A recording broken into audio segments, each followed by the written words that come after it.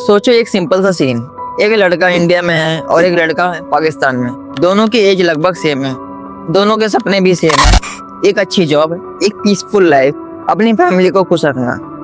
अब अगर कल वॉर हो जाए तो क्या होगा? अचानक से ये दोनों एक दूसरे के दुश्मन बन जाएंगे। लेकिन एक सेकेंड, क्या ये सच में दुश्मन है? अगर तुम होनेस्टली सोचो तो खुद रियलाइज होगा कि प्रॉब्लम ये नहीं है। आम लोग एक दूसरे को पर्सनली जानते भी नहीं है, फिर भी कंट्री के बीच इतनी टेंशन क्यों होती है? यहीं से असली स्टोरी स्टार्ट होती है।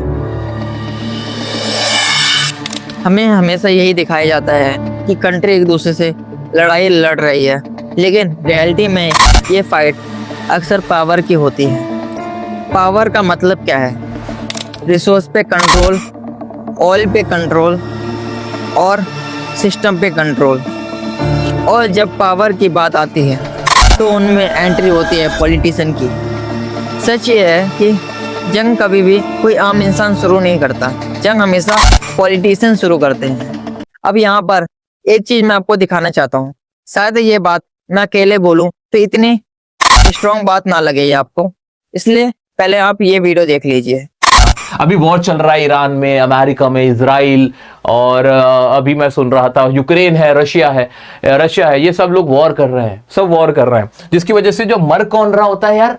मर आम आदमी रहा होता है, लोकल्स मर रहे होते हैं। इन नेताओं का क्या जाता है? कुछ भी नहीं जाता इन लोगों का कुछ नहीं जाता। ये सिर्फ अपनी जो लस्ट है, जो इनका लालच है, जो इनकी लस्ट है जमीन हासिल करने की, पावर की, कंट्रोल की, उसके चक्कर में ये लाखों लोगों को, मासूम लोगों को मरवाते हैं, भूखमरी के हालात पैदा कर देते हैं। सो ये जंग हो तो हो, वो जंग लड़ने वाले दो लीडर होते हैं, वहां की जनता नहीं होती। लीडर लड़ते हैं आपस में, जनता नहीं लड़ती। याद रखना मेरी बात।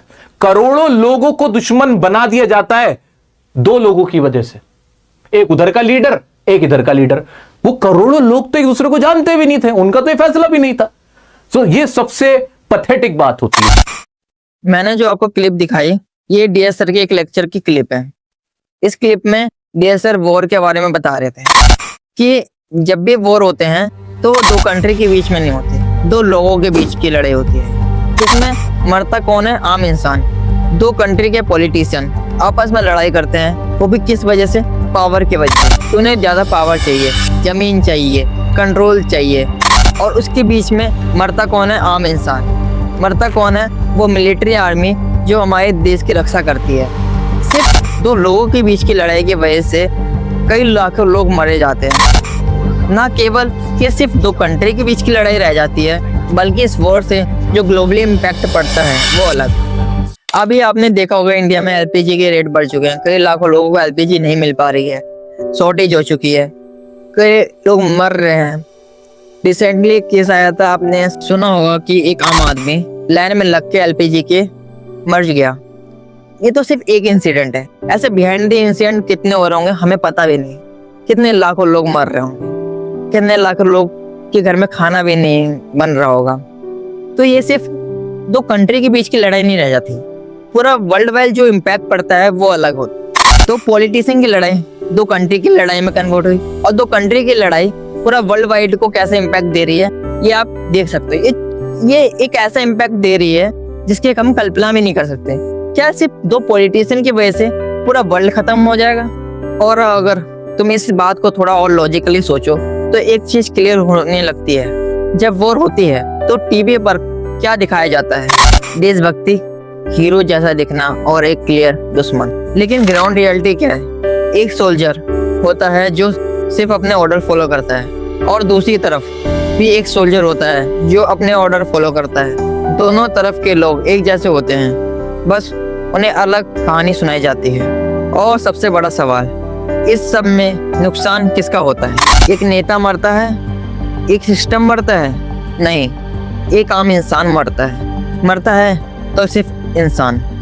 अब अगर तुम थोड़ा और डीप जाओ तो तुम्हें समझ आएगा कि रिसोर्स जैसे ऑयल सिर्फ एक फ्यूल नहीं है, ये पॉलिटिक्स का सेंटर है। कई बार कंट्री अपने फायदे के लिए डिसीजन लेती है और उसका इम्पैक्ट आम लोगों पर पड़ता है। जहाँ पावर ज़्यादा होती है वहाँ करप्शन का रिस्क भी उतना ही ज़्यादा होता है, और धीरे धीरे सिस्टम इतना स्ट्रांग हो जाता है कि आम इंसान की आवाज़ दब जाती है।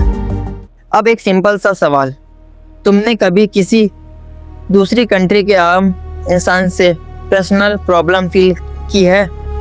आंसर यही होगा कि तुमने कभी भी किसी दूसरी कंट्री के आम इंसान से कोई भी प्रॉब्लम फेस नहीं करी है।